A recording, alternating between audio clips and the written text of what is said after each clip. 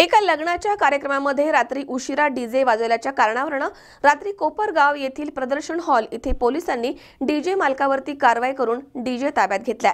तसेच डीजे मालकावरती गुन्हा दाखल करण्यात आला आहे।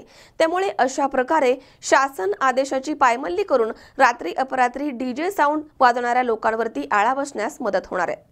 लग्नाच्या कार्यक्रमामध्ये रात्री उशिरापर्यंत डीजे वाजवल्याच्या कारणावरून रात्री कोपरगाव येथील प्रदर्शन हॉल इथे पोलिसांनी डीजे मालकावरती कारवाई करत सदर डीजे ताब्यात घेतलाय।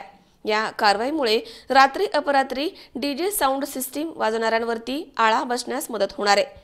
कोपरगाव शहरामधील प्रदर्शन मंगल कार्यालयामध्ये रात्री 12:30 वाजता डीजे साऊंड सिस्टीम जमिनीवरती ठेवून लग्नाच्या कार्यक्रमामध्ये सर्वोच्च न्यायालयाने निर्धारित केलेल्या वेळेपेक्षा जास्त वेळ डीजे वाजवून ध्वनी प्रदूषण करून आजूबाजूच्या लोकांना त्रास होईल अशा रीतीने कर्णकर्कश आवाजामध्ये डीजे वाजवताना इथे आढळून आलाय।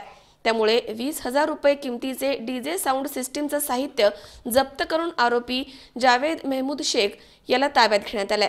त्याच्या विरुद्ध कोपरगाव शहर पोलीस स्टेशनमध्ये गुन्हा दाखल करण्यात आला आहे। याबाबत पुढील तपास पोलीस निरीक्षक राकेश माणगावकर यांच्या मार्गदर्शनाखाली police head constable RP Pund हे करतायत। योगेश डोके C24 तास कोपरगाव। सबस्क्राइब करा आमच्या YouTube चॅनलवर आणि बेल आयकॉनवरती क्लिक करा सर्वात पहिले आपल्या परिसरातील बातम्या बघण्यासाठी।